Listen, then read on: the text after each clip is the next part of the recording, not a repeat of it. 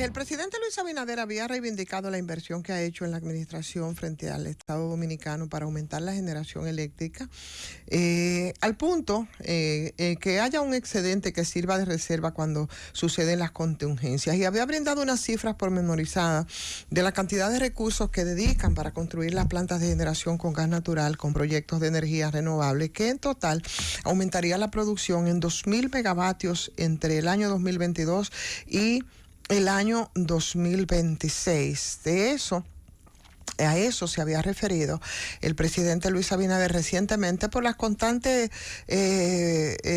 denuncias que se habían hecho y las presiones que en torno a todos estos procesos se habían producido precisamente por la opacidad que de alguna manera había rodeado, ¿no?, todo el proceso de esas licitaciones de la que se había hablado, y eso obligó, por supuesto, a que el presidente hablara de esos 2.000 megavatios de licitaciones en un elemento común de todo ese proceso, que es la opacidad. La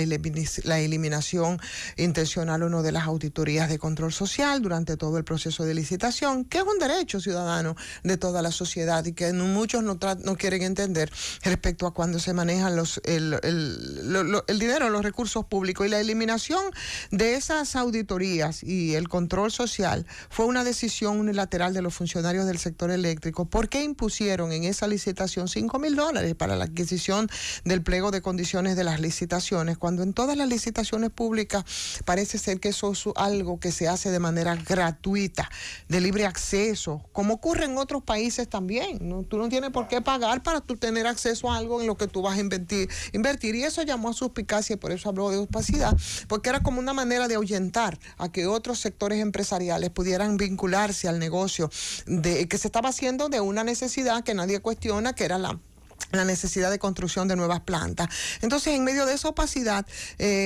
no se supo hasta que las presiones empezaron, las empresas participantes en cada licitación, tampoco ni los accionistas, ni los dueños de las empresas, ni las ofertas técnicos económicas que fueron presentadas. Tenemos derecho todo a saber qué fue lo que pasó, cómo ocurrió, cómo se dio el negocio, pero se mantenían en un secreto como que era un secreto de Estado. Toñito Almonte había dicho en principio que habían 60 interesados, que 60 de esos que se redujeron a 16 que se habían interesado, y de ahí a 12 y más nunca se supo del asunto. Los funcionarios del sector eléctrico tomaron la decisión unilateral, injustificable, indefendible, de que se instalaran 1.600 megavatios, porque ahí tú dices para qué rayo fue el mentado pacto eléctrico, sirviera o no, pero el pacto eléctrico que nadie lo menciona y que nada se discute, en esa generación térmica que a base del único combustible que es el gas natural, con lo que alrededor del 70% de la energía producida por un solo combustible, que es el gas natural, podría aumentar, según los técnicos, no yo que no soy técnica, pero que hablan de que eso podría aumentar los riesgos y la vulnerabilidad del sistema de generación térmica, porque se podría retrotraer al país a los años 90, cuando todo el combustible, señores, totalmente dependía del petróleo. Los 400 megas de los que se había hablado, 200 fueron anulados por la Superintendencia de Electricidad, que se dice iban a entrar a generar en junio y octubre del 22, y eso complicó un poco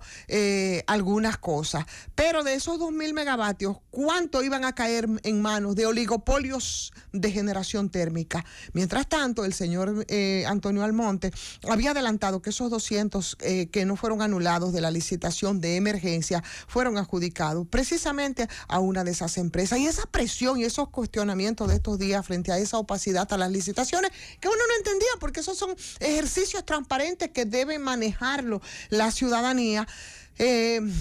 Más la crisis de los apagones generada por toda esa operación no buena de Punta Catalina, que aún insisten en decir que fue por mantenimiento y fue por avería, y díganlo porque los documentos están ahí, que dice que la programación de Catalina estaba para junio, coincidió con AIS, que sí tenía su programación, y ahí se nos produjo el caos porque salieron 700 megas del sistema, y eso impactó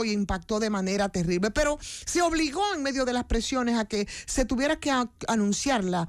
adjudicación de la licitación Manzanillo, situación que es lo que vimos ayer, precisamente esa rueda de prensa en el Palacio, donde el presidente estaba haciendo el anuncio acompañado de todo el gabinete ético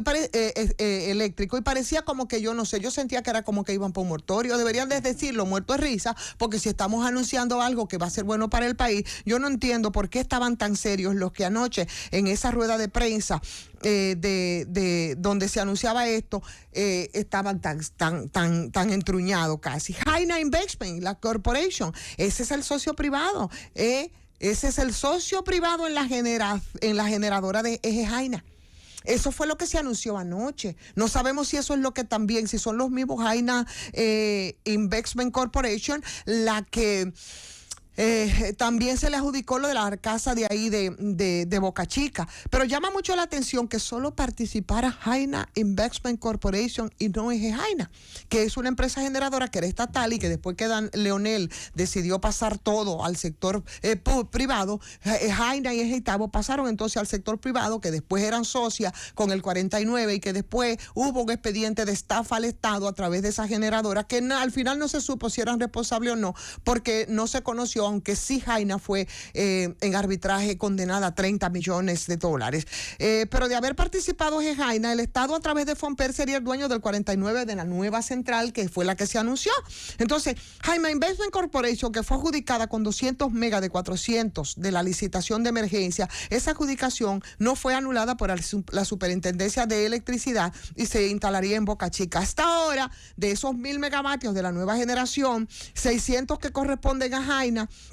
para un 60% y un excelente y extraordinario promedio, yo creo, para esa empresa. Pero qué chulería, y ahí podría uno encontrar quizás las explicaciones de las preguntas que hacíamos y que no se daba respuesta. Hoy en día, señores,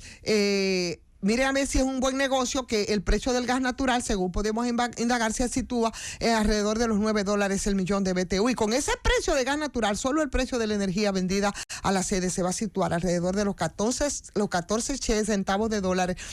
por kilovatio hora, que sería 75 más caro que el precio anunciado en series de televisión. O sea que la terminal que se va a instalar en Manzanillo va por cuenta de quién, de cuáles empresas y quiénes eran y quiénes son los representantes socios, por ejemplo, que iría por cuenta de la Shell aquí en el país. ¿Y cuál es la relación o cuál es la vinculación comercial con